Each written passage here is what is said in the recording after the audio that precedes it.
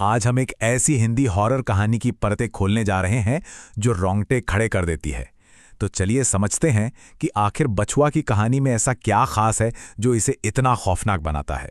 सोचिए, कहानी की बस ये शुरुआती लाइनें ही उस पूरे माहौल को तैयार कर देती हैं जहां से ये डरावना सफर अब शुरू होने वाला है। तो कहानी की शुरुआत होती है 3 कॉलेज दोस्तों से, आशीष, पायल और सुरभि। ये तीनों अचानक से ही बाराबंकी के एक गेस्ट हाउस जाने का प्लान बना लेते हैं। कहानी का जो हमारा मेन कैरेक्टर है आशीष, वो पहले से ही काफ़ी मुश्किल दौर से गुजर रहा है। एक तो अपने पिता के साथ उसके रिश्ते ठीक नहीं हैं और ऊपर से वो अपनी माँ को खोने के गम से अब तक उभर नहीं पाया है। और यहीं पर एंट्री होती है एक ताबीज़ की। ये ताबीज़ उसे उसकी माँ ने दिया था, जो उसके लिए एक उम्मीद की तरह था। पर उससे क्या पता था कि ये ताबीज़ आगे चलकर कितना कितना ज़रूरी साबित होने वाला है। अब यहाँ एक बड़ी दिलचस्प बात है, कैसे एक छोटा सा फैसला, बस एक छोटा सा फैसला उनकी जिंदगी का सबसे खतरनाक मोड़ बन जाता है। वो फैसला था पूर्वांचल एक्सप्रेसवे से जाने का। और यहीं पे ना कहानी में बड़ी चालाकी से एक हिंट दिया गया है, जिसे पहली बार में नज़रअंदाज करना बहुत आसान है।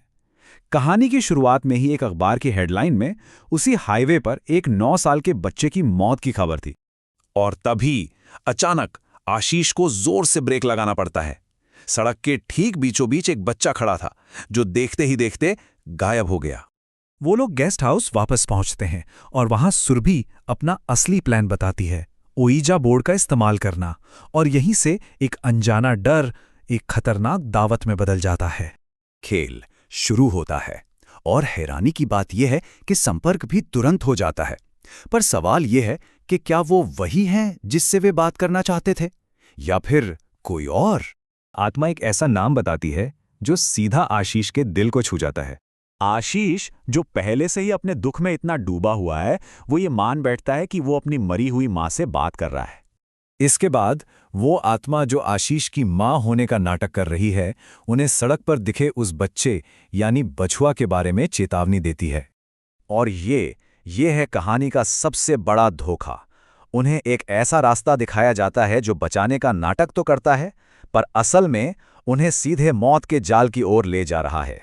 तो अब ये तीनों दोस्त ये मानते हुए कि उन्हें बचाने के लिए कोई गाइड कर रहा है, एक मंदिर की ओर भागते हैं। उनका मकसद वहां एक जंजीर से बंधे त्रिशूल का ताला तोड़ना। वो बछुआ की उन्हें रोकने की कोशिशों को एक हमला समझ बैठते हैं, लेकिन वो पूरी तरह गलत थे। बछुआ असल में तो उन्हें बचाने की कोशिश कर रहा था। और यहीं पर खुलता है कहानी का सबसे बड़ा राज।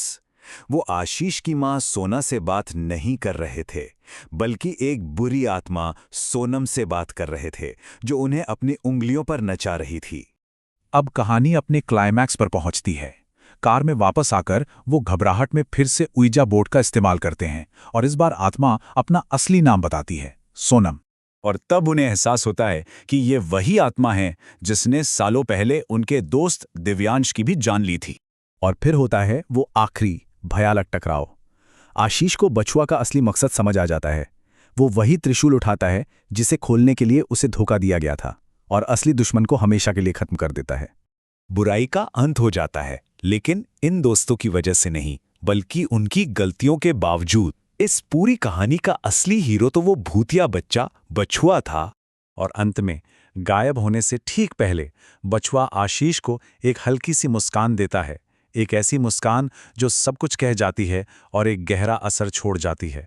तो ये कहानी हमें एक बहुत गहरे सवाल के साथ छोड़ जाती है। क्या असली राक्षस सड़कों पर घूमने वाले भूत है, या फिर हमारा अपना दुख और हमारी लाचारी जो उन्हें अंदर आने का रास्ता देती है?